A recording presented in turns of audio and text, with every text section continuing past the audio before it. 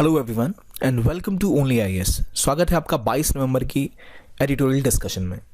आज सुमित सर ये सेशन नहीं ले पा रहे हैं क्योंकि वो कहीं बिजी हैं। कल से वो दोबारा इसे कंटिन्यू करेंगे। तो चलिए शुरू करते हैं और देखते हैं आज के इंपॉर्टेंट आर्टिकल्स हम कौन कौन से डिस्कस कर रहे हैं। सबसे पहले जो आर्टिकल हम पढ़ेंगे वो है चाइना की न्यूक्लियर पॉलिसी के बारे में, जिसमें कुछ बदलाव देखे गए हैं और उसका इम्पैक्ट इंडिया और दुनिया भर पर क्या हो सकता है। इसके बाद हम सच सर्वेक्षण अवार्ड्स, मिंग्स टू पीस एग्रीमेंट और आयुर्वेदा के बारे में एक आर्टिकल डिस्कस करेंगे। सबसे पहले जो इंपॉर्टेंट आर्टिकल है वो बात कर रहा है चाइना की न्यूक्लियर कैपेबिलिटीज़ के बारे में और कुछ जो उसमें चेंजेस देखे गए हैं उसका क्या इम्पैक्ट हो सकता है भारत के लिए और दुनिया के लिए। अगर आप देखें चाइना की न्यूक्लियर कैपेबिलिटीज़ को तो पहली बात यह कि आप क्लियर करिए कि चाइना के पास न्यूक्लियर वेपन्स हैं, हमें पता है। लेकिन जब चाइना ने न्यूक्लियर वेपन्स टेस्ट किए थे उन्होंने कहा था कि वो एक पॉलिसी इख्तियार करेंगे जिसका नाम है NFP, यानी no first use policy. China अपनी तरफ से पहले किसी देश के ऊपर न्यूक्लियर हथियार नहीं इस्तेमाल करेगा। अगर उनके ऊपर किसी ने इस्तेमाल किया तभी वो जवाबी कार्रवाई में अपने न्यूक्लियर वेपन्स का इस्तेमाल करेंगे, क्योंकि उनके न्यूक्लियर वेपन्स सेल्फ डिफेंस के लिए हैं, पीस के लिए है। और ठीक यही पॉलिसी इंडिया ने भी इख्तियार की है कि हम भी पहले न्यूक्लियर वेपन्स का इस्तेमाल नहीं करेंगे। अब खास बात, NFP रशिया, चाइना या पाकिस्तान ने नहीं बोला, उन्होंने नहीं कहा कि हम पहले यूज़ नहीं करेंगे। उन्होंने ऐसी कोई पॉलिसी नहीं बनाई है। इंडिया, चाइना ने बोला कि हम पहले न्यूक्लियर वेपन्स का इस्तेमाल नहीं करेंगे। तो जो nuclear non first use policy India और चाइना की है उसके तहत इंडिया भी पहले अटैक नहीं करेगा, चाइना भी पहले अटैक नहीं करेगा। तो भाई जंग के आसार बहुत कम हो जाते हैं न्यूक्लियर वेपन्स इस्तेमाल करने के। लेकिन अभी जो कुछ बदलाव हमें देखने को मिल रहे हैं, क्योंकि कुछ टाइम पहले एक वर्चुअल मीटिंग हुई थी अमेरिकन प्रेसिडेंट और चाइना के राष्ट्रपति शी जिनपिंग और जो बाइडेन के बीच में। उसके बाद कुछ समस्याएं, रिपोर्ट्स आई, उससे कुछ समस्याएं खुल के सामने आई हैं कि चाइना की जो मिलिट्री पावर रिपोर्ट पब्लिश हुई है उससे पता चल रहा है कि लगातार चाइना की कैपेबिलिटी, न्यूक्लियर कैपेबिलिटी और किस तरह के वेपन्स वो रखते हैं उनमें बदलाव देखा गया है। इससे न सिर्फ ये पता लग रहा है कि उनके जो न्यूक्लियर आर्सेनल है, जो उनके हथियारों का जखीरा है वो बदल गया है, बल्कि वो किस तरह इसको डेवलप कर रहे हैं वो भी काफी अलग है जैसा उन्होंने बोला था पहले के मुकाबले। अब अगर हम देखें तो ये असल में 4 एरियाज पे स्पेसिफिकली चेंज हमें देखने को मिलते हैं। एक उनकी क्वांटिटेटिव स्ट्रेंथ, दूसरी एटॉमिक यील्ड, डिलीवरी कैपेबिलिटीज और पोस्चर। अब खास बात यह समझने के लिए कि जब भी न्यूक्लियर वेपन्स कोई देश डेवलप करता है तो क्यों डेवलप करता है कि भाई अगर हम पे किसी बड़ी पावर ने, जिसके पास ज्यादा बड़ी मिलिट्री है, जिससे हम कन्वेंशनली नहीं लड़ सकते, बॉर्डर पर सेना के साथ नहीं लड़ सकते, तो हम एक न्यूक्लियर बॉम्ब बनाते हैं कि चलो आप आके हमें हथियारों से हरा सकते हो, आपके पास अच्छी एयरफोर्स है या आर्मी है, लेकिन अगर आप हमें हराने लगोगे तो हम आपके ऊपर न्यूक्लियर वेपन का इस्तेमाल करेंगे, जिसके बाद आपका पूरा देश तबाह हो जाएगा। ये बेसिक लॉजिक होता है। तो इसे कहते हैं ऑल आउट वॉर, यानी आप पूरे देश के ऊपर छोड़ेंगे, सिविलियन से लेकर उनके देश में सब कुछ बर्बाद हो जाएगा। फिर एक होती है बैटल फील्ड पे या फिर tactical nuclear weapons. Tactical nuclear weapons मतलब होते हैं छोटे लेवल के न्यूक्लियर वेपन्स। ये बहुत कम मात्रा में न्यूक्लियर वेपन्स इसमें होता है मटेरियल जो एक छोटा सा ब्लास्ट करेगा, लेट्स से 100 किलोमीटर या 50 किलोमीटर तक अटैक करके किसी एरिया को उड़ा देना। ये पाकिस्तान डेवलप कर रहा था tactile nuclear weapon, tactical nuclear weapons, क्योंकि इंडिया के साथ वो बैटल फील्ड में, यानी मैदान पे भी, जंग के मैदान में भी इस्तेमाल कर सके। अभी तक चाइना के जितने न्यूक्लियर वेपन्स थे वो सारे कन्वेंशनल न्यूक्लियर वेपन्स थे, लेकिन अब हमें देख रहा है कि वो छोटे एटॉमिक यील्ड वाले यानी टैक्टिकल न्यूक्लियर वेपन्स भी बना रहा है। अब इंडिया के लिए टेंशन की बात है, अगर वो टैक्टिकल न्यूक्लियर वेपन्स बना लेंगे तो हो सकता है कि इंडिया, जैसे गलवान में हमने देखा, वहां उन्होंने छोटा सा न्यूक्लियर बम फोड़ दिया, उसके बदले में इंडिया पूरे चाइना पर अटैक तो नहीं कर सकता कि चाइना के 10 करोड़ लोगों को हम जान से मार दें। तो वो एक बड़ी समस्या खड़ी हो जाती है जब कोई देश टैक्टिकल न्यूक्लियर वेपन बना लेता है, क्योंकि उसको लेकर अभी किसी देश ने कोई ऐसी पॉलिसी नहीं बनाई हुई। और अमेरिका में भी देखा गया कि चाइना एटॉमिक यील्ड कम भी कर रहा है कुछ वेपन्स पे, यानी छोटे वाले न्यूक्लियर वेपन्स भी बना रहा है और बड़े तो बना ही रहा है। फिर देख रहे हैं क्वांटिटेटिव स्ट्रेंथ की बात, कि जो साइज है उनके आर्सेनल का, पहले 200 न्यूक्लियर वॉरहेड उनके पास थे, 200-250, अभी देखा जा रहा है कि उन्होंने लगभग 700 न्यूक्लियर वॉरहेड्स बना लिए हैं। जो देश ऐसा कह रहा है कि वो पहले अटैक नहीं करेगा, जो देश ऐसा कह रहा है कि उसको रिक्वायरमेंट नहीं है, डिफेंस के लिए चाहिए इतने सारे न्यूक्लियर वेपन्स का, वो क्या करेगा। और बताना चाहूंगा, इंडिया में कहा जा रहा है कि 70 से 90 ही अभी तक न्यूक्लियर वॉरहेड्स हैं, जबकि चाइना के पास 700 के आसपास हैं। और ये भी देखा गया कि इनकी डिलीवरी कैपेबिलिटीज भी बदल रही हैं, यानी इन्होंने ऐसे वेपन्स भी तैयार किए हैं, ऐसे मिसाइल्स तैयार किए हैं बैलिस्टिक, जो 5000-10,000 किलोमीटर तक जाके मारक क्षमता रखते हैं। तो पूरी एशिया तो कवर कर ही रखी है, दुनिया में कहीं भी अब न्यूक्लियर बॉम्ब गिरा सकते हैं ये। और फाइनली इनका पोस्चर मतलब हमने बात की पहले नो फर्स्ट यूज पॉलिसी की, जिसमें अब बदलाव देखा जा रहा है। चाइना ऐसा कह रहा है कि वो अब अगर उसे वार्निंग आई कि कोई देश के ऊपर न्यूक्लियर वेपन्स यूज करने ही वाला है तो वो कर देगा यूज। तो अब आप सोचिए, जब आपकी नो फर्स्ट यूज पॉलिसी थी, इसका मतलब जो आपके ऊपर अटैक हो जाएगा तब आप जवाबी कार्रवाई करेंगे। लेकिन अगर आप ये कह रहे हैं कि आप पहले से सतर्क रहेंगे कि अगर आपको ऐसा अंदेशा होगा कि कोई अटैक करेगा तो आप भी अटैक कर देंगे उससे पहले, तो इसका मतलब आपके न्यूक्लियर वेपन्स हमेशा ऑन रहेंगे, हमेशा वो अलर्ट मुद्रा में रहेंगे। और जब आपके सारे न्यूक्लियर वेपन्स, या आपकी पॉलिसी ऐसी है कि हमेशा अलर्ट रहेगी, तो इसका मतलब वो किसी भी चीज़ को ऐसा मान सकते हैं कि अच्छा ये वार्निंग लगी हमने, इसलिए हमने न्यूक्लियर वेपन अटैक कर दिया। तो नो फर्स्ट यूज पॉलिसी तो फिर काम में नहीं आई ना। तो इसी चक्कर में हम देख रहे हैं कि इनकी साइज, न्यूक्लियर वॉरहेड्स की, इनकी एस्टिमेट कहाँ तक ये डिलीवर कर सकते हैं, यील्ड, अलग अलग तरह के वैरायटी के वेपन्स बना रहे हैं, और इनका पॉस्चर भी अब ज़्यादा एग्रेसिव हो गया है। तो लो यील्ड वेपन जैसे हमने बात करी, उसका एक्सपेंशन हो रहा है, और इससे जो इनकी आर्मी है इसका इस्तेमाल कर सकती है बैटलफील्ड में, जो बहुत ही खतरनाक है, अभी तक कभी हुआ नहीं है। और इससे होगा क्या, इनकी सेना को कम नुकसान होगा, और न्यूक्लियर वेपन सामने वाला इस्तेमाल करने से पहले डरेगा कि भैया आप किसी के सिविलियंस पे अटैक तो नहीं करना चाहते। मिलिट्री में अटैक जब होते हैं तो काफ़ी फौजियों और जवानों की जान जाती है, लेकिन वो सिविलियंस पे अटैक करने से पहले कतराते हैं, क्योंकि आम लोगों के ऊपर अटैक करने से पहले आपको सोचना पड़ता है। और ये लो यील्ड डिवाइस जो है, ये इसी की एक समस्या है कि भाई अगर वो बैटलफील्ड में इस्तेमाल करे तो इंडिया क्या करेगी। उसी प्रकार जो बीजिंग ने अभी तक, हमें पता है चाइना ने CTBT पे हस्ताक्षर किए हुए हैं, कॉम्प्रिहेंसिव टेस्ट प्लान ट्रीटी। इसके अंदर इस ऑर्गेनाइजेशन के अंदर एक सेटअप है जिसके तहत आप जो डेटा है, जो आपके पास जो भी आप न्यूक्लियर आपकी फैसिलिटीज़ हैं, जिनसे आप न्यूक्लियर पावर भी बनाते हैं, उन सभी फैसिलिटीज़ को का डेटा आप IMS यानी इंटरनेशनल मॉनिटरिंग सिस्टम को प्रोवाइड करते हैं। इंटरनेशनल मॉनिटरिंग सिस्टम असल में CTBTO के अंदर ही काम करता है, जो देखता है कि कोई देश न्यूक्लियर वेपन्स ना बना ले न्यूक्लियर इक्विपमेंट से। अब यहाँ हमने देखा है कि चाइना उसको छुपा के रख रहा है, वो डेटा शेयर नहीं करना चाह रहा। इसका मतलब कि वो जो न्यूक्लियर फ्यूल है उसका इस्तेमाल शायद लो यील्ड वेपन बनाने के लिए करना चाह रहे हैं, और उनकी कैपेबिलिटी जैसे मैंने बोला बढ़ गई है। अब उन्होंने DF-26 बैलिस्टिक मिसाइल बनाई है, जो इंडिया के लिए बहुत खतरनाक है, क्योंकि ये पूरे एशिया को कवर करती है। इसकी रेंज 5000 किलोमीटर से स्टार्ट हो रही है, और इंटरकंटिनेंटल बैलिस्टिक मिसाइल्स इनके पास हैं। इसके पास ऐसी JL-2 सबमरीन है जो कि लगभग 7200 किलोमीटर तक की मारक क्षमता रखती है। तो पूरा एशिया खतरे के घेरे में है, और इंडिया तो स्पेसिफिकली है ही। इसके अलावा जो मैंने आपको बोला कि इनका जो पॉस्चर है वो लॉन्च ऑन वार्निंग पहुंच गया है, कि अगर हमें डाउट हुआ कि हमारे सामने वाली कंट्री जो हम पे हमला कर सकती है वो न्यूक्लियर वेपन लॉन्च करने ही वाली है, तो हम उससे पहले लॉन्च कर देंगे। तो ये सब देख के आपको लग रहा है ना कि इससे मिसकैलकुलेशन हो सकती है। उनको लग सकता है कि चलिए वो अटैक करने वाले हैं, इससे पहले हम अटैक कर देते हैं। तो समस्या यही आ रही है कि अब इंडिया के सामने क्या प्रॉब्लम है कि हमने तो भाई पहले नो फर्स्ट यूज पॉलिसी लगाई हुई है, लेकिन चाइना के पास तो ऑलरेडी बहुत सारे वॉरहेड हैं। उन्होंने 700 न्यूक्लियर वॉरहेड ऑलमोस्ट जनरेट कर लिए हैं। उनके पास कन्वेंशनल न्यूक्लियर वेपन्स भी हैं, और अब तो टैक्टिकल न्यूक्लियर वेपन्स भी लग रहे हैं, छोटी यील्ड वाले, तो बैटलफील्ड पे भी यूज़ कर सकते हैं। लेकिन इंडिया ने ऐसा कुछ नहीं किया हुआ। अब इंडिया इसके लिए क्या कर सकता है? इंडिया के पास प्रॉब्लम यह है कि इंडिया ने अपना जो सेटअप तैयार किया है कि इंडिया भी ट्रैक करेगा मिसाइल्स को, जो न्यूक्लियर वेपन्स आ रहे हैं उनको रोकने के लिए, जो शील्ड बनाएगा। इतने सारे वेपन्स होने के बाद अब किसी के पास 700 न्यूक्लियर वेपन है, तो 25-30 ने अगर इंडिया के खिलाफ लॉन्च कर लिए, तो आपका जो भी डिफेंस सिस्टम हो इतने न्यूक्लियर वेपन्स को कभी रोक नहीं पाएगा। और चाइना ने खुद अपने लिए HQ-19 इंटरसेप्टर्स बनाए हैं, जो कि मीडियम और शॉर्ट रेंज के बैलिस्टिक मिसाइल्स को रोकने में कामयाब हैं। तो इंडिया के जो भी न्यूक्लियर वेपन्स अगर कभी जरूरत पड़ी भी मिसाइल्स को, तो उनको इंटरसेप्ट करके बाहर रोक सकता है, जबकि उनके पास ढेर सारे वेपन्स हैं और उनके आसपास कोई पाकिस्तान जैसी कंट्री नहीं है।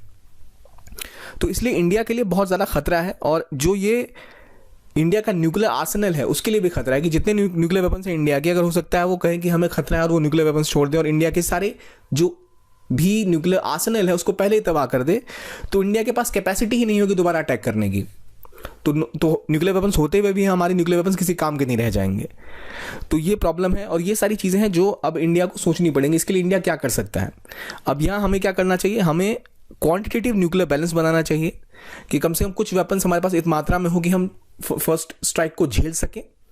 दूसरी, इंडिया का न्यूक्लियर पोस्चर भी थोड़ा बदलने की आवश्यकता है। जैसे हमने देखा पहले भी इसके बारे में बात की गई है कि नो फर्स्ट यूज पॉलिसी को बदल के हम कुछ और कर सकते हैं, जैसे चाइना ने किया। लेकिन ये सारी बातें जो हैं ये एक पॉलिसी डिसीजन नहीं है। ये जो ये ऑथर है ये ऐसा कह रहे हैं कि ये इनकी तरफ से इनको ऐसा लग रहा है कि हमें करना चाहिए, हमारे अपनी रिटेलिएटरी न्यूक्लियर स्ट्राइक कैपेबिलिटी को बढ़ाना चाहिए। यानी हर, जैसे कहते हैं ना कि इंडिया पे कोई अटैक हुआ तो इतना हमें पता होना चाहिए कि हम कहीं और से भी मारक क्षमता रखते हैं, ताकि कोई देश अटैक करने से पहले कई बार सोचे।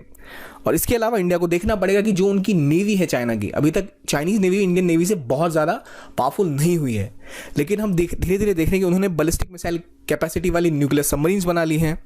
उन्होंने और ज़्यादा अपनी नेवी नेवल प्रेजेंस बना ली है, चाहे इंडियन ओशन हो चाहे पैसिफिक ओशन हो, और ओशन मैपिंग भी कर रहे हैं वो। तो इसको देखते बहुत ज़रूरी है कि इंडिया बे ऑफ बंगाल और इंडो पैसिफिक का रीजन जो है, जो इंडिया के आसपास का रीजन है, वहाँ अपनी सिक्योरिटी इंश्योर करे और अपनी सबमरीन, अपनी न्यूक्लियर कैपेबिलिटी इस रीजन में बढ़ाए।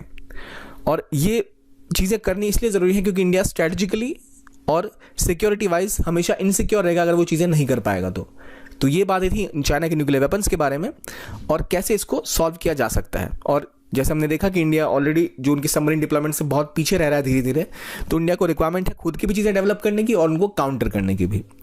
आगे बात आती है आयुर्वेदा के बारे में। क्या आयुर्वेदा एक रियल साइंस है और क्या कैसे इसको बनाया जा सकता है एक वायबल ऑप्शन? सबसे पहली बात जो आयुर्वेदा के बारे में आती है, क्या कोई चीज़ साइंस कब कहलाती है, किसे कह सकते हैं कोई चीज़ साइंटिफिक मेथड है? जब किसी मेथड को आप क्लियरली कह सके सही या गलत, तभी वो साइंटिफिक है। फॉर एग्जाम्पल मैं आपको कहूँ सूरज जो है वो पूर्व की दिशा से उगता है, अगर आप बोल सके कि नहीं वो सूरज पूर्व की दिशा से नहीं उगता, पश्चिम से उगता है, मतलब आप उसको फॉल्सिफाई कर सकते हैं। जैसे मैं कह रहा हूँ कि अगर मैं कहूँगा कि पानी आग में डालने से आग बुझ जाएगी, तो पानी आग में डालने से आग बुझ जाएगी, आप पानी को आग में डालेंगे, अगर आग बुझी तो मेरा स्टेटमेंट सही है, अगर नहीं बुझी तो मेरा स्टेटमेंट गलत है। मतलब उसको फॉल्सिफाई कर सकते हैं, एक्सपेरिमेंट करके चेक कर सकते हैं वो सही है या गलत है। तो फॉल्सिफाइबिलिटी एक पहला प्रिंसिपल है किसी भी चीज़ को साइंटिफिक बताने या मानने से पहले। लेकिन कुछ चीज़ें ऐसी होती है जो कॉन्टेक्चुअल होती हैं, जो सब्जेक्टिव होती हैं। फॉर एग्जाम्पल आप बोलेंगे अच्छे काम करने से आपके जीवन में अच्छा होगा। अब जरूरी तो नहीं है अच्छे काम करने से जीवन में अच्छा होगा, मैं इसको ऑब्जर्व नहीं कर सकता, फॉल्सिफाई नहीं कर सकता, इसको प्रूव नहीं कर सकता, क्योंकि ये बस एक स्टेटमेंट है, इसको फॉल्सिफाई नहीं किया जा सकता। साइंस काम करता है उस प्रिंसिपल पे जहां किसी भी चीज़ को फॉल्सिफाई किया जा सके। तो जैसे हम दवाइयाँ लेते हैं तो हमें पता है कि अगर आप एक क्रोसिन खाएंगे या एक पर्टिकुलर दवाई खाएंगे तो उसे खाने से आपका सर दर्द चला जाएगा। वो इसलिए पता है हमें क्योंकि उसके ऊपर टेस्ट हुए हैं, वो वेरीफाइबल है कि हाँ ये दवा इस पर्टिकुलर बीमारी में काम करती है। लेकिन आयुर्वेद में प्रॉब्लम यह है कि वो चीज़ें नहीं हुई हैं, इसलिए वो साइंटिफिक कहलाने के अभी पूरी तरह तैयार नहीं है।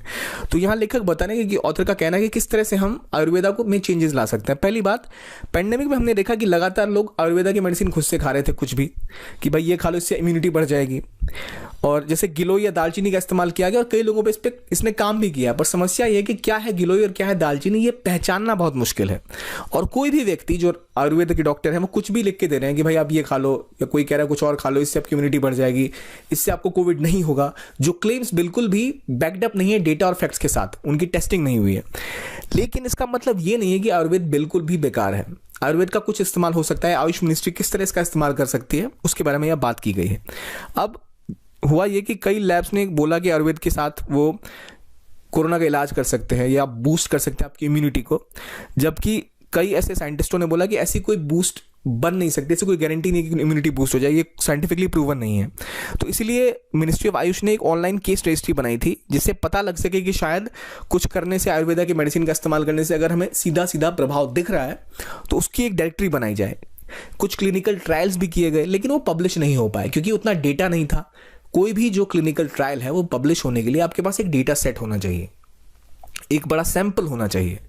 लेकिन आयुर्वेदा का जहां भी इस्तेमाल किया गया, जो भी आयुर्वेदिक मेडिसिन इस्तेमाल की गई, वो उस तरह की नहीं थी। उनके प्रोटोकॉल जो साइंटिफिक होते हैं, ICMR के प्रोटोकॉल से उनको फॉलो नहीं किया गया, तो वो कंप्लीटली साइंटिफिकली प्रूवन नहीं थी। और जो कुछ पेटेंट या प्रॉपर्टी भी दी गई, जो भी बताया गया कि चलो इससे कुछ फायदा हो सकता है आयुर्वेदा की इस मेडिसिन से या इस जड़ी बूटी से, उस पर भी प्रॉपर रिसर्च नहीं हुआ, उसको प्रॉपरली उसको पेटेंट नहीं बनाया गया। और जब तक आप किसी चीज़ का पेटेंट नहीं लेते तब तक आप क्लेम नहीं कर सकते कि हाँ इस चीज़ का इस्तेमाल करने से इस चीज़ का इलाज हो रहा है। तो ये सारी समस्याएं देखी गई। और जो मिसकम्युनिकेशन है कि जैसे कोई भी व्यक्ति कहीं से भी पढ़ के आ जाते हैं और वो कहते हैं हम आयुर्वेदा के डॉक्टर हैं, और वो बिना किसी भी ज्ञान के कोई भी चीज़ किसी को प्रिस्क्राइब कर देते हैं। क्योंकि जैसे हमें पता है कि मेडिकल साइंस में एक प्रॉपर फॉर्मेट है, ये दवा है, ये सर्जरी का ये तरीका है, जबकि आयुर्वेदा में ऐसा कुछ नहीं है, कोई फॉर्मुलेशन नहीं है और क्रेडिबल एविडेंस नहीं है। इस चक्कर में जो कुछ आयुर्वेदिक मेडिसिन काम भी करती हैं वो भी बदनाम हो जाती हैं। अब अगर गिलोय के इस्तेमाल से लोगों की इम्यूनिटी थोड़ी सी बढ़ी भी, लेकिन लोगों को पता ही नहीं कि वो गिलोय इस्तेमाल कर रहे हैं या एक फरीद बूटी होती है जो बिल्कुल गिलोय के जैसे दिखती है, या वो खा रहे हैं, तो इसलिए पहले आइडेंटिफिकेशन, डायग्नोसिस और उसकी सही इस्तेमाल को पहचानना बहुत ही इंपॉर्टेंट है। और अगर हमें आयुर्वेदा का सही इस्तेमाल करना है तो बहुत इंपॉर्टेंट है कि हमें इसको अलग करना पड़ेगा जो जनरल मेडिकल साइंस है उसके कुछ चीज़ों के मुकाबले। कि अब नॉर्मली कहा जा रहा था, बोलिए कि ये इलाज करता है या नहीं, उस सीधा सीधा ये बोलने के बजाय कि आयुर्वेदा कोरोना का इलाज कर दे रहा है या किसी बीमारी का इलाज कर दे रहा है, उसके बदले में अगर जो वर्कफोर्स या जो चीज़ें आयुर्वेदा या आयुष मिनिस्ट्री के पास है उसका इस्तेमाल एज ए वर्कफोर्स किया जाए। मतलब किसी व्यक्ति को अगर पेंडेमिक के दौरान कोरोना वायरस हुआ था तो उनको सिर्फ इलाज के अलावा और भी कई चीज़ें चाहिए थी। कुछ चीज़ें कुछ लोग खुद ही रिकवर कर गए, लेकिन उनको चाहिए थी केयर, उनको चाहिए थी काउंसलिंग, उनको चाहिए थी मॉनिटरिंग। तो कम से कम अगर जो हमारी वर्कफोर्स अभी जो इसमें संलिप्त है उसका इस्तेमाल हम इस तरह कर सकते थे कि जो इलाज करने के बजाय उनको हेल्प करती, जो पेशेंट अभी जिनको जो रिक्वायरमेंट है हेल्प की, कि आपको क्या खाना चाहिए, किस तरह आप आराम करें, या क्या आपकी बॉडी टेम्परेचर है, किस टाइम पे कौन सी दवा ले सकते हैं आप, चाहे वो एलोपैथी की दवा क्यों ना हो। तो rather than using as a solution, इसको आप as a support system, as a potential workforce इस्तेमाल कर सकते थे, ये ऑथर का कहना है। कई आयुष हॉस्पिटलों को कोविड केयर सेंटर भी बनाया गया, लेकिन वो छोटे मोटे केसेस को ही सॉल्व करते थे। अब ये और ज़्यादा, जैसे हम कह रहे हैं, वर्कफोर्स की तरह इस्तेमाल तभी होगा जब जो आयुष मिनिस्ट्री है और जो ICMR है, Indian council of medical research, ये लोग, इन लोगों के बीच में कोऑर्डिनेशन हो और एक पॉलिसी डॉक्ट्रिन हो कि क्या क्या कौन करेगा, या आयुर्वेदा क्या चीज़ हैंडल कर सकता है। मिनिस्ट्री ऑफ आयुष को पता रहे कि अच्छा इनके जो हॉस्पिटल्स हैं जो आयुष के अंदर जो यूनानी आयुर्वेदा फॉलो करते हैं वो क्या क्या चीज़ें कर सकते हैं, और तभी जाकर एज अ एडिशनल वर्कफोर्स इसका इस्तेमाल किया जा सकता है। कई ऐसे लोग हैं जो कह रहे हैं कि एक सूडो साइंस है, ये साइंस ही नहीं है भाई। जैसे मैंने बताया, फॉल्सिफाइबिलिटी का प्रिंसिपल आयुर्वेदा पे अप्लाई नहीं होता, क्योंकि कोई पेपर नहीं छपा है, कोई गारंटी नहीं है, या कोई टेस्टिंग नहीं हुई है। आमतौर पे डबल ब्लाइंड टेस्ट होते हैं किसी दवा को चेक करने के लिए। डबल ब्लाइंड टेस्ट मतलब अगर आप एक पेशेंट हैं और आपको कोई प्रॉब्लम है, तो डॉक्टर जब आपको मेडिसिन देगा तो डॉक्टर को भी नहीं पता होगा कि आपको कौन सी मेडिसिन दी जा रही है, जो टेस्ट हो रही है वो प्लेसिबो या कोई और आप पेशेंट है तो आपको भी नहीं पता होगा कि आपको कौन सी दवा दी जा रही है। यानी दोनों लोग ब्लाइंड हैं, आपको भी नहीं पता कौन सी दवा दी जा रही है, डॉक्टर को भी नहीं पता कौन सी दवा दी जा रही है। जब कोई दवा टेस्ट होती है तो ऐसे होती है। ऑब्जर्वर, यानी अगर आप ट्रायल है जो आप कह रहे हैं कि हाँ मैं ये ट्रायल मुझ पर की जा सकती है दवा, तो आपको पता नहीं रहेगा, ना ही डॉक्टर को पता रहेगा। जब रिपोर्ट आ जाएगी, वो पूरी टेस्टिंग हो जाएगी, तभी आप दोनों को रिवील किया जाएगा कि इस पेशेंट को कौन सी दवा दी गई थी। जो हम टेस्ट कर रहे हैं वो जो प्लेसिबो होता है, प्लेसिबो मतलब कोई भी ऐसी रैंडम सी दी जाती है जिससे पता नहीं होता कि उसका कोई इम्पैक्ट होता भी है नहीं, ताकि डॉक्टर को ये ना पता हो कि आपको कौन सी दवा दी गई है, ताकि उसका जो बायस है वो लग जाए। डॉक्टर को लग रहा है कि मेरी दवा जो है ये काम करती है, तो आप में जो भी चेंजेस आएंगे तो उस डॉक्टर हो सकता है दवा को बोले अच्छा इस दवा की वजह से चेंजेस आए हैं, या अगर वो दवा को पसंद नहीं करते तो वो कहेंगे नहीं नहीं नहीं ये दवा दी इसलिए बदलाव आए हैं। तो इसलिए उनको पता ही नहीं है कि दवा दी भी गई है या नहीं दी गई है, वो ब्लाइंड है डॉक्टर को। और पेशेंट को भी नहीं पता कि उसको कौन सी दवा दी गई, जो टेस्ट की गई है वो वाली, या जो पहले से चली आ रही है वो, या एक प्लेसिबो, ताकि पेशेंट को भी जो साइकोलॉजिकल और जो इंटरनल प्रॉब्लम्स हैं वो उत्पन्न ना हो, शायद मैंने दवा ली इसलिए बीमार पड़ गया मैं। इसे कहते हैं डबल ब्लाइंड टेस्ट। लेकिन आयुर्वेदिक मेडिसिन में डबल ब्लाइंड टेस्ट नहीं किए गए और वो किए भी नहीं जा सकते। तो उसके बदले में ऑथर कह रहे हैं कि हम एक लॉन्गिट्यूडनल टेस्ट करें। लॉन्गिट्यूडनल टेस्ट मतलब लंबे समय तक ऑब्जर्व किया जाए कि अच्छा अगर किसी को आयुर्वेदिक मेडिसिन दी गई है एक बीमारी के लिए 5 साल या 6 साल, तो ऑब्जर्व करें कि अच्छा इतने समय अंतराल के बीच अगर किसी को दवाई दी गई तो कैसे कैसे बॉडी में काम कर रहा है, क्या चेंजेस आए, और उसको पूरी तरह ट्रैक किया जाए, उसको मॉनिटर किया जाए, डेटा कलेक्ट किया जाए, ताकि बेहतर तरीके से डेवलप किया जा सके कैपेसिटी समझने की कि आयुर्वेदा कैसे काम करता है, रेदर देन जो एलोपैथी में सिस्टम या प्रिंसिपल फॉलो होते हैं उनको फॉलो करने के। तभी जाके ये चीज़ें काम करेंगे। और क्योंकि जो आयुर्वेदिक मेडिसिन है उसमें एक प्रोटोकॉल नहीं है, सभी एक प्रोटोकॉल को फॉलो नहीं करते। डॉक्टर एक प्रोटोकॉल फॉलो करते हैं कि आप जाएंगे तो आप कुछ टेस्ट लिख के जाएंगे, ब्लड टेस्ट, और फिर उसमें देखा जाएगा क्या क्या प्रॉब्लम्स आ रही हैं, या फिर अलग अलग बॉडी पार्ट्स के अलग टेस्ट होते हैं। आयुर्वेदा में ऐसा कोई प्रोटोकॉल नहीं है, इसलिए double blind randomise control trial जिसके बारे में आपको बता रहा था वो करना बहुत मुश्किल है। इसीलिए ऑथर ऐसा कह रहे हैं कि हमें लॉन्गिट्यूडनल ऑब्जर्वेशन स्टडीज करनी चाहिए ताकि हम देख सकें कि एक पर्टिकुलर ऑर्गन पे इतने समय में इस आयुर्वेदिक दवा का इस्तेमाल करने के बाद क्या प्रभाव होता है। तभी जाकर हम इसके बारे में और साइंटिफिकली और पब्लिशेबल डेटा या कंटेंट ला पाएंगे। और इसके लिए इंपॉर्टेंट है कि ये कैसे होगा, ये तभी होगा जब जो पेशेंट्स हैं और जो हमारे डॉक्टर्स हैं, जो आयुर्वेदा वाले डॉक्टर्स हैं, इनको पता हो कि पेटेंट कैसे फाइल किए जाते हैं, क्या फॉर्मुलेशंस होती हैं, और हम सबसे पहले लिमिट करें कि कौन से इंस्टीट्यूशंस आयुर्वेदिक एजुकेशन देते हैं। ट्रायल प्रॉपरली किए जाए, रिलायबल ट्रायल हो, और जो फार्मेसीज़ हैं उनको बताया जाए कि भाई ये फॉर्मूला है इस दवाई का, आपको इसी फॉर्मूले के हिसाब से बनाना है। नॉर्मली भी क्या होता है, कोई भी व्यक्ति अपने हिसाब से फॉर्मूले बनाता है, अपने हिसाब से चीज़ों को मिक्स करके दवाइयाँ बना देते हैं। इसे रुकना पड़ेगा और प्री मार्केटिंग स्टडीज़ करनी पड़ेगी। और जो टॉक्सिक सब्सटेंस है, जो हैवी मेटल वगैरह होते हैं, जैसे धातु कहते हैं, हैवी मेटल्स का इस्तेमाल करने से हमारी सेहत पे बहुत बुरा असर होता है। और कई जगह कई जो आयुर्वेदिक प्रैक्टिशनर्स हैं इसका भी इस्तेमाल करते हैं, तो इसे देखना बहुत ही आवश्यक है। और ये सब चीज़ें जब फॉलो होंगी तभी क्वालिटी मेडिसिन या क्वालिटी प्रोसेस बन सकेगा, जिससे आयुर्वेदिक मेडिसिन का भी इस्तेमाल सही तरीके से किया जा सके। और कॉलेजेस को कंट्रोल करना तो बहुत ही ज़रूरी है कि इतने ही कॉलेज हों जो रेगुलेटेड हों, जिनको ट्रैक किया जा सके, ताकि ढंग से हम जो अच्छे क्लिनिक्स हैं, जो अच्छे डॉक्टर्स हैं, वो पढ़ कर आएँ और वो फॉर्मूले जाने, वो जाने कि कौन सी दवा किस समय इस्तेमाल होती है, दवाओं की टेस्टिंग हो, ट्रायल्स के थ्रू फॉलो किया जाए, तभी जाकर Ayurveda as an alternative to allopathy scientifically खुल के आगे आ पाएगा। और जो अभी अंधाधुंध जो कॉलेजेस खुल रहे हैं वो रोकने चाहिए। अब पॉइंट ये भी कि ये आर्टिकल हमने पढ़ा क्यों इंपॉर्टेंट था। ये आर्टिकल इसलिए पढ़ा हमने, इसलिए भी इंपॉर्टेंट था कि इंडिया के पास जो प्राइमरी हेल्थ केयर सेंटर्स हैं वहाँ पर खासतौर पर आयुर्वेदा का बहुत इस्तेमाल हो सकता है, क्योंकि बहुत सारे प्राइमरी हेल्थ केयर सेंटर्स कई जगह इंडिया में नहीं हैं। और एलोपैथी में माना जाता है कि प्राइमरी हेल्थ, जब छोटी कोई बीमारी है तो उनका इलाज इनके थ्रू भी किया जा सकता है। तो अगर हम इनको प्रॉपर स्टडीज़ के थ्रू बेहतर तरीके से डेवलप करें और क्लिनिकल ट्रायल्स हों और पब्लिश्ड डेटा हो और एक प्रॉपर डायग्नोसिस के थ्रू चेक किया जाए कौन सी दवाइयाँ एप्लीकेबल हैं, तो जाके हमारी हेल्थ पे और कुछ जो हेल्थ प्रॉब्लम्स छोटे लेवल पे उनको सॉल्व किया जा सकता है। और इसको मिक्स नहीं करना चाहिए एलियोपैथी के साथ, क्योंकि सर्जरी और सर्जिकल मेथड्स प्रॉपर एक साइंटिफिक टेम्पलेट फॉलो करते हैं। तो जब तक ऐसा साइंटिफिक टेम्पलेट आयुर्वेदा में बनकर सामने ना आए, तब तक हम आयुर्वेदा को नहीं कह सकते कि चलो एलोपैथी हटा के यही सब कुछ का इलाज कर लेगी। तो ये हो गई इस आर्टिकल की बात। अब आगे बढ़ते हैं और अगला आर्टिकल बात करता है कैसे गवर्नमेंट पॉलिसीज जो आई हैं, जीएस पेपर 2 का टॉपिक, उसके बारे में बात करता है, यानी स्वच्छ सर्वेक्षण अवार्ड्स के बारे में। अब इस आर्टिकल में बोला गया है कि हम ये देख रहे हैं कि कुछ राज्य जो है वो लगातार कई सालों से रैंक में टॉप पे रह रहे हैं। जैसे इंदौर की बात कर लें, सूरत की बात कर लें, छत्तीसगढ़ इस बार का क्लीनेस्ट स्टेट है, वाराणसी क्लीनेस्ट गंगा सिटी है, और ये सारी बातें हो रही हैं। लेकिन एक ट्रेंड आप देखेंगे, कई सारे स्टेट और कई सारे जो इंपॉर्टेंट शहर हैं वो किसी न किसी कैटेगरी में अवार्ड जीते ही जा रहे हैं। तो इनका कहना है कि भाई जब आप हर स्टेट को अवार्ड दे ही जा रहे हो तो फिर पता कैसा चलेगा कि रियलिटी में कौन सा स्टेट साफ है, कौन सी सिटी साफ है, कौन सी गंदी है। और अगर आपका वही इंदौर वही सूरत हमेशा टॉप रैंक पे रहने वाले हैं, इसका मतलब उनका सेटअप पहले से ठीक था। तो होना ये चाहिए ना कि आप रैंकिंग प्रोवाइड कर रहे हो तो जो पीछे के रैंक वाले स्टेट्स हैं वो आगे आएँ। क्लासेस में रैंक दी जाती थी तो कि जो फर्स्ट रैंक सेकंड रैंक के स्टूडेंट्स हैं वो जो पीछे रह गए, 3rd या 4th या 10th या 12th या 18th, वो सोचे कि चलो हमें भी रैंक 1 प्राप्त करनी है, हम भी उसके लिए कुछ एफर्ट्स लगाएं।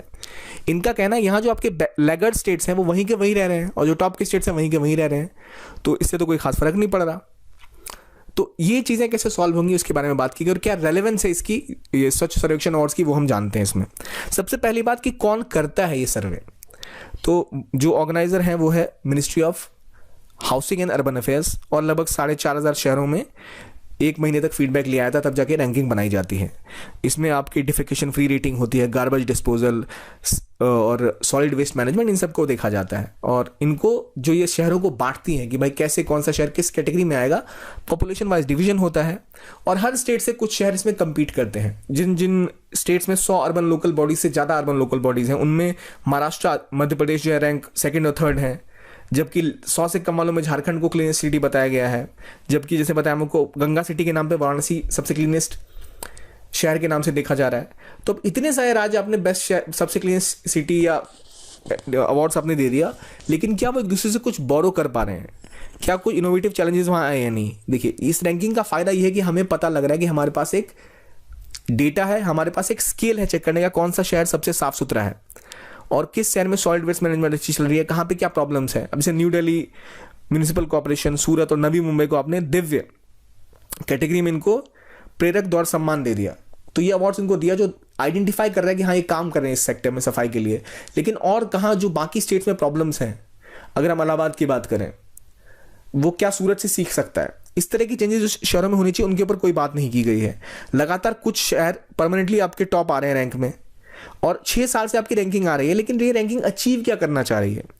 क्या जिन शहरों की रैंक्स पहले बहुत खराब है, क्या उन शहरों ने एक्सेसिव फंड या अतिरिक्त फंड निकाले अपने लोकल बॉडीज के लिए कि वो सैनिटेशन पे खर्च करें, या सिर्फ रैंकिंग पब्लिश हो रही है? जो पीछे के स्टेट्स हैं उन्होंने आगे अगले स्टेट से, सूरत से या फिर लेट्स से इंदौर से क्या सीखा? अगर नागपुर की रैंक बहुत अच्छी है और मुंबई की रैंक बहुत खराब है, तो नागपुर से मुंबई ने क्या सीखा? अगर आप एक मैट्रिक सिर्फ बना दे कि हाँ 4 चीज़ें हो रही हैं तो आपकी रैंक टॉप आ गई, लेकिन सैनिटेशन के तो बहुत से एंगल हैं। सैनिटेशन मतलब साफ पानी भी होना चाहिए, पॉल्यूशन का लेवल क्या है। अब आपने न्यू दिल्ली म्युनिसिपल कॉर्पोरेशन को अगर ऐसा बोला कि बहुत साफ और सुथरा इलाका है, लेकिन यहाँ हैवी पॉपुलेशन रहता है अभी के सीजन में, दिसंबर के टाइम में, तो क्या वो काउंट होगा उसमें स्वच्छ सर्वेक्षण में? तो एक मैट्रिक से आप इसको जज नहीं कर सकते, इसके कई सारे एंगल्स हैं, वो भी होने चाहिए। क्या इंप्रूवमेंट हो रही है, क्या इन्होंने दूसरी सिटी से अडॉप्ट किया, क्या चेंजेस लाए गए, ये सभी चीज़ें इसमें ऐड होंगी, तभी हमें एक प्रॉपर होलिस्टिक रैंकिंग मिलेगी और एक होलिस्टिक आउटपुट मिलेगा। तो हमें और ज़्यादा क्वालिटेटिव एनालिसिस करना होगा अपने शहरों का, ताकि हमें बेहतर रूप से पता चल सके कि किस शहर की क्या स्थिति है और क्या इनइक्वालिटी है, ताकि हम बेहतर रूप से एनालाइज कर पाए और जान पाए चेंजेस के बारे में। अब अगला आर्टिकल बात करता है, आईआर का टॉपिक है कि कैसे रशिया यूक्रेन में लगातार बदलाव कर रहा है और क्या इसका प्रभाव हो सकता है दुनिया भर के ऊपर। पहली बात यह है रशिया। इन्होंने कुछ सालों पहले यूक्रेन के क्रीमिया पर कब्जा कर लिया, क्योंकि इनके आसपास के जो देश है ना, इनमें कई लोग रशियन बोलते हैं। अब जैसे बेलारूस एक कंट्री है जिन्हें कहा जाता है कि ये रशिया के बहुत क्लोज है, और यहाँ यूक्रेन है जिसको हमेशा खतरा रहता है कि चाइना हमें ऑक्यूपाई ना कर ले किसी दिन। और यूक्रेन में अभी प्रॉब्लम ये चल रही है कि यहाँ पर इनका डॉन्स जो प्रोविंस है, यहाँ पर लगातार रशिया बैक्ड सेपरेटिस्ट हैं, रशिया की बैकिंग वाले लोग हैं जो कह रहे हैं कि भाई या तो हमें आज़ादी दे दो, हम यूक्रेन के साथ नहीं रहेंगे। और अमेरिका, जर्मनी, फ्रांस, पूरा वेस्ट जो है, उन्हें बहुत डर लग रहा है कि कहीं रशिया किसी दिन आके यूक्रेन पे अटैक ना कर दे। अब आपको लगना चाहिए कि भाई क्यों ही यूक्रेन को लेके इतना रशिया इनसिक्योर है। तो इसके पीछे पॉलिटिक्स ये है कि यूक्रेन एक ऐसा देश है जो पहले यूएसएसआर के काफ़ी क्लोज था। अब बात ये यूक्रेन को समस्या, रशिया के भी क्लोज रहा है पिछले कुछ समय से, लेकिन समस्या अब इनको ये लग रही है कि यहाँ वेस्ट यानी यूएसए की फंडिंग आ रही है लगातार, और ये नेटो अलाय और ज़्यादा वेस्ट की और करीब आने की कोशिश करता जा रहा है। तो अब रशिया को ऐसा लग रहा है बिल्कुल साउथ रशिया के पास ये देश है, इनमें अमेरिका का प्रेजेंस बढ़ रहा है, मतलब हमारी बाउंड्री के पास ही हमारा दुश्मन आके बैठा हुआ है। तो वो लगातार इसको अनस्टेबल बनाना चाहते हैं, और इनमें वही सरकार चाहते हैं जिनको ये कंट्रोल कर सके। तो हाल में देखा रशिया ने अपने ट्रूप्स भेज दिए उनके बॉर्डर पर। रशिया अचानक ये कर क्यों रहा है? अब देखिए हाल ही में क्या हुआ। हाल ही में अफगानिस्तान में अमेरिका ने पुल आउट कर लिया। लगातार हम देख रहे हैं चाइना अपने पैर बढ़ाता जा रहा है एशिया में, और अमेरिका को उसे काउंटर करना है। तो और इससे पहले डोनाल्ड ट्रंप जब प्रेसिडेंट थे तो उन्होंने अपने फंडिंग कट कर दी कई अपने जो मित्र राष्ट्र थे उनसे। तो रशिया को ऐसा लग रहा है कि अमेरिका बैकफुट पे, और यही मौका है कि वो अपना जो एरिया ऑफ इन्फ्लुएंस है वो बढ़ा दे। वो यूक्रेन में जहाँ और यूरोप में जहाँ अपना इन्फ्लुएंस बढ़ाना चाहता है वहाँ बढ़ा दे, और दिखा सके कि भाई हम जो पुरानी रशिया थी पावरफुल, वो दोबारा उठ के आ गई हैं। तो अभी ईयू में क्या प्रॉब्लम है, यहाँ पीछे पोलैंड है इसके पीछे। तो बेलारूस पोलैंड में प्रॉब्लम बढ़ा रहा है माइग्रेशन के चक्कर में, और यूक्रेन को ऐसा लग रहा है कि बेलारूस और रशिया मिलकर इनके अंदर और समस्याएं पैदा कर रहे हैं, इनके लोगों को भड़का रहे हैं, जो इनके बैक्ड मिलिशियाज हैं उनको हथियार प्रोवाइड कर रहे हैं। और अब तो ऐसा लग रहा है, यूएस ने भी ऐसा बोला है कि रशिया शायद यूक्रेन के बॉर्डर पर अटैक ना कर दे। और यहाँ आप देख रहे हैं यहाँ ब्लैक सी है, लगातार रशिया चाहता है ब्लैक सी में अब उसकी पूरी कंट्रोल है, और अभी है भी उसका कंट्रोल कि ब्लैक सी की सबसे पावरफुल कंट्री रशिया, और वो नहीं चाहता, रशिया नहीं चाहती कि जो भी बाकी कंट्रीज हैं वो यहाँ पर एंटर करें, और अमेरिका की प्रेजेंस इस रीजन में उनको बहुत ही अनकंफर्टेबल बनाती है। तो अब जैसा हमने देखा कि उन्हें ऐसा लग रहा है कि अमेरिका कमज़ोर पड़ रहा है, तो उन्होंने दोबारा हर जगह अपने पैर बढ़ाने शुरू कर दिए। उन्होंने पहले बोला है कि Ukraine is like a western aircraft carrier park just across southern Russia, यानी उनको हमेशा से एक प्रॉब्लम रहती है कि भाई कहीं यूक्रेन में अमेरिका का हस्तक्षेप बढ़ता जा रहा है तो हमारे लिए और समस्या पैदा कर सकता है। तो इससे पहले 2014-15 में जब क्रीमिया पे उन्होंने अटैक किया, तो जब वेस्टर्न पास और अमेरिका ने बोला था कि हम आपके ऊपर पाबंदियां लगा देंगे, आप सस्टेन नहीं कर पाएंगे, वो पाबंदियां लगाई गई, लेकिन रशिया को खास फर्क नहीं पड़ा, और आज क्रीमिया उन्होंने ऑक्यूपाई करके ही रखा हुआ है। उसके बाद एक मिन्स्क पीस एग्रीमेंट हुआ था। मिन्स्क कहाँ पर है भाई? मिन्स्क है बेलारूस में।